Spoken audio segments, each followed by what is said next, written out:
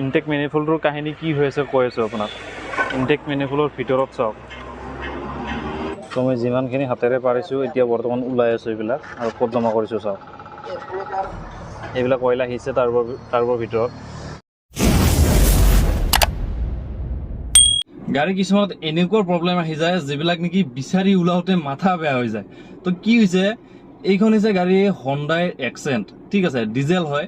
তো গাড়ীখনত প্ৰব্লেম কি, ইমেল লাইট জ্বলি আছে, মাল ফাংচন লাইটটো কেতিয়াবাৰ পৰা আহি আছে। গাড়ীখনৰ মানে পিক আপ একদমেই নাই। এবাৰ পিক আপ লৈ পেলাই অকণমান দূৰ গৈ লগে লগে এক্সেলেটাৰ পেডেলটো কাম নকৰে, ঠিক আছে। গোটেই পেডেলটো মই প্ৰেছ কৰি ধৰি দেখোঁ, তাৰপিছতে গাড়ীখন আগবাঢ়ি নাযায়, ঠিক আছে। মই আপোনাক টেষ্ট কৰি পেলাই দেখুৱাই আছোঁ কেনেকুৱা প্ৰব্লেম দিয়ে গাড়ীখনত। ষ্টাৰ্ট কৰিলোঁ, চাওক গৈ আছে। এক্সেলেটাৰ পেডেল মই প্ৰেছ কৰি ৰাখিছোঁ, চাওক এক্সেলেটাৰ পেডেল মই প্ৰেছ কৰি ৰাখিছোঁ, গৈ আছে। 2 নম্বৰ গিয়াৰ লগাইছোঁ, এক্সেলেটাৰ দিছোঁ, পিক আপ দিছে। মই এক্সেলেটাৰ পুৰা ডাউন কৰি ৰাখিছোঁ, তলত গোটেই লগাই দিছোঁ মই এক্সেলেটাৰ পেডেল, কিন্তু গাড়ী এতিয়ালৈকে আগবাঢ়ি যোৱা নাই। চাওক লাহে লাহে RPM ডাউন হৈ আছে। এক্সেলেটাৰ পেডেল মোৰ প্ৰেছ কৰাই আছে, স্পীড ডাউন হৈ গৈছে। তো গাইজ এতিয়া কাৰ স্কেনাৰ লগাই পেলাই চেক কৰি ল'ম ইমেল লাইটটো কিয় আহি আছে। ইয়াতে মই দেখুৱাই আছোঁ ইজিয়াৰৰ পাইপটো, যিটো ইণ্টাৰকুলাৰৰ হজ পাইপ হয়। তো মই সেইটো খুলি পেলাই আপোনাক মই দেখুৱাই আছোঁ। চাব ভিতৰত ইয়াৰে কণ্ডিশ্যন কি হৈ আছে। প্ৰথম কথা চাওক, দেখিছে এইটো আঙুলি মোৰ ক্লিন আছে, এইটো আঙুলিটো মই আপোনাক ওলাই পেলাই দেখুৱাই আছোঁ। চাওক দেখিছে। তো এনেকুৱা কণ্ডিশ্যনত গাড়ীত ক'ৰ পৰা মাইলেজ আহিব, ক'ৰ পৰা পিক আপ আহিব, গাড়ী চলাই ক'ত ভাল পাব।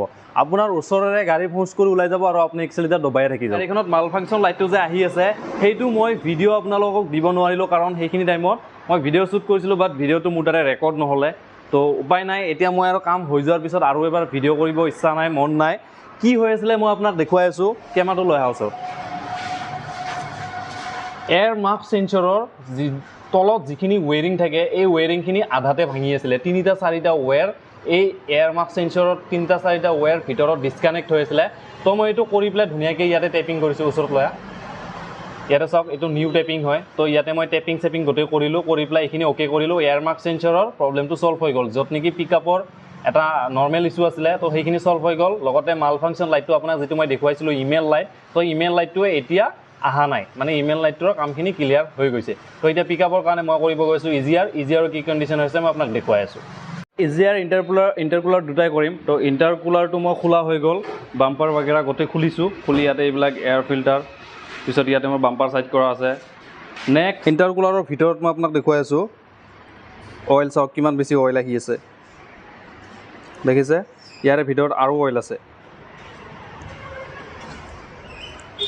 তো গোটেইটো মই ডিজেলেৰে ক্লিন কৰি পেলাই ইয়াৰে ভিতৰত থকা অইলখিনি চাফা কৰিম। লগতে মই ইণ্টাৰকুলাৰ খুলি থকা সময়ত চাওক, ইয়াতে পাইপ খুলিছোঁ, পাইপৰ ভিতৰৰ পৰা এনেকৈ অইল ওলাই গৈ আছে, ঠিক আছে। বহুত বেছি অইল আছে।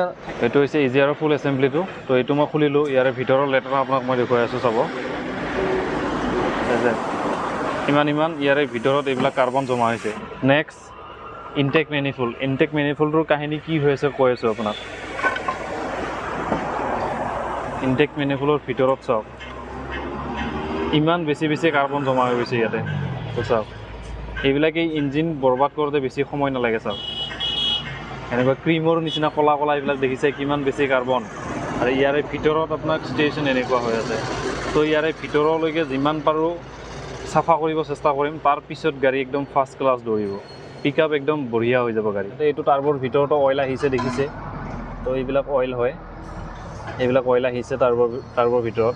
তো এনেকুৱা কণ্ডিশ্যনত গাড়ী চলাই থাকিলে টাৰ্বটো ডেমেজ হৈ যাওঁতে বেছি দিন নালাগে। তো মই যিমানখিনি হাতেৰে পাৰিছোঁ এতিয়া বৰ্তমান ওলাই আছোঁ এইবিলাক, আৰু ক'ত জমা কৰিছোঁ চাওক, দেখিছে। হৈছে ইজিয়াৰৰ শ্ল' নাইট, আৰু বাকীখিনি হৈছে ভাল। এইখিনি বস্তু ক্লিন কৰিব লাগিব। মাজত এইখিনি কুলেনৰ কাম কৰে, তো ইজিয়াৰটো কুলিং কৰি ৰাখে। তো এইখিনি বাদ দি পেলাই মই ভাল্বটো খুলি পেলাই আপোনাক দেখুৱাইছোঁ ইয়াৰে ভিতৰত, দেখিছে। এইটো হৈছে শ্ল' নাইটটো। তো শ্ল' নাইট ইয়াতে এইটো মটৰৰ কাম কৰে, ঠিক আছে। তো এইটো হৈ গ'ল। নেক্সট ইয়াৰে ভিতৰত চাওক, এইবিলাক দেখিছে কিমান ক'লা আছিলে। তো ইয়াৰে ভিতৰৰ যিটো ভাল্ব আছে এই ভাল্বটো জাম হ'লে আমাৰ গাড়ীত কি হয় পিকআপৰ ইছ্যু হয় মানে পিকআপ প্ৰব্লেম দিয়ে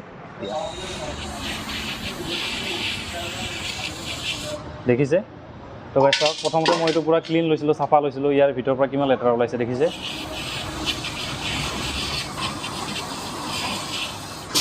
তো এনেকুৱা চিটুৱেশ্যনত আপোনাৰ গাড়ীত পিকআপ যে আহিব এইটো মিছা কথা দেখিছে ইয়াৰে ভিতৰত এইবিলাক হৈছে ভিতৰত এইবিলাক কাৰ্বন আছে তো এইবিলাক কাৰ্বন মই গোটেই যিমান আছে গোটেইবিলাক হ'ল ক্লিয়াৰ কৰিম ভালকৈ চাই ল'ব এই চাওক ইয়াতে দেখিছে এইবিলাক চাওক কিমান লেতেৰা ওলাইছে তো ইমানখিনি মাত্ৰ ওলাইছে এইখিনি জাষ্ট 10% হে আৰু 90% ইয়াতে বাকী আছে চাফা কৰিবৰ কাৰণে তো ভাবি চাওক গাড়ীখনৰ ভিতৰত কিমান বেছি কাৰ্বন আছিলে তো এনেকুৱা চিটুৱেশ্যনত গাড়ীত পিকআপ যে কেতিয়াও নিদিয়ে এইটো একদম ফাইনেল কথা 1.5 ঘণ্টা সময় পিছত ফাইনেলি আমাৰ ইজিয়াৰ ইণ্টাৰকুলাৰ বাহিৰত আছে ইণ্টাৰকুলাৰটো আৰু ইনটেক মেনিফল্ড গোটেইখিনি বস্তু আমাৰ ক্লিন হৈ গ'ল তো যিমানখিনি পাৰিছোঁ ইয়াক নতুনৰ নিচিনা চমকাবৰ কাৰণে চেষ্টা কৰিছোঁ ভিতৰত প্লাছ বাহিৰত লগতে স্ল' নাইট ছুইচ ইজিয়াৰ ভাল্ব আৰু ইজিয়াৰৰ এছেম্বলিটো কমপ্লিট আমাৰ ক্লিন হৈ গ'ল এতিয়া ইয়াক ফিটিং কৰি পেলাই গাড়ীত ইনষ্টল কৰিম এতিয়া মই ফিটিং কৰিম ইনটেক মেনিফল্ডটো তো ইনটেক মেনিফল্ডৰ লোকেশ্যনটো আপুনি প্ৰথমতে দেখিছিলে তো ইয়াতে আমি এনেকৈ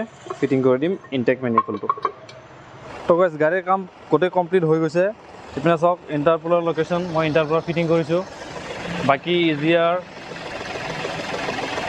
ইনটেক মেনিফল্ড চব ফিটিং কৰা হৈ গ'ল বাট এতিয়া মই টেষ্ট ড্ৰাইভ কৰিব পৰা নাই কাৰণ ৰাতি হৈ গ'ল কাম কৰোঁতে এতিয়া চাউণ্ড আগতকৈ বহুতখিনিয়ে ভাল লগা হৈছে গাড়ীৰ চাউণ্ড মাইলেজ আগতকৈ বহুতখিনি ইনক্ৰিজ হ'ব বাট ইঞ্জিনৰ চাউণ্ডটোও বহুত বেছি ভাল লগা হৈছে তো কালি কাষ্টমাৰ আহিব কালি কাষ্টমাৰৰ লগত একেলগে ট্ৰায়েল কৰিম তো টেষ্ট ড্ৰাইভ লৈ উঠি কুলেণ্ট মই এতিয়া চেঞ্জ কৰা নাই কাৰণ ক'ৰবাত লিকেজ থাকিব পাৰে ইজিয়াৰো কাম কৰিছোঁ তো মই নৰ্মেল পানী ঢালি পেলাই গাড়ীখন ৰানিং কৰিলোঁ অলপমান চলালোঁ আৰু লিকেজখিনি টেষ্ট কৰিলোঁ চব ঠিকে আছে অটোমোবিলৰ লগত জড়িত এনেকুৱা কিছুমান ভিডিঅ' চাই থাকিবৰ কাৰণে মোৰ চেনেলটোক আপুনি ছাবস্ক্ৰাইব কৰি নটিফিকেশ্যন অন কৰি ল'ব কাৰণ এনেকুৱা ইনফৰ্মেটিভ ভিডিঅ' আপোনালোকৰ ওচৰলৈকে মই লৈ আহি থাকোঁ আৰু যদি ভিডিঅ'টো চাই ভাল পাইছে তেতিয়াহ'লে ভিডিঅ'টো এটা লাইক কৰি দিব লগতে আপোনাৰ মৰম লগা বন্ধু এজনলৈকে ভিডিঅ'টো পাৰিলে শ্বেয়াৰ কৰিব তো আজিৰ কাৰণে মই হাৰণে আপোনালোকৰ ওচৰৰ পৰা বিদায় লৈছোঁ লগ পাম এটা নতুন ভিডিঅ'ৰ সৈতে তেতিয়ালৈকে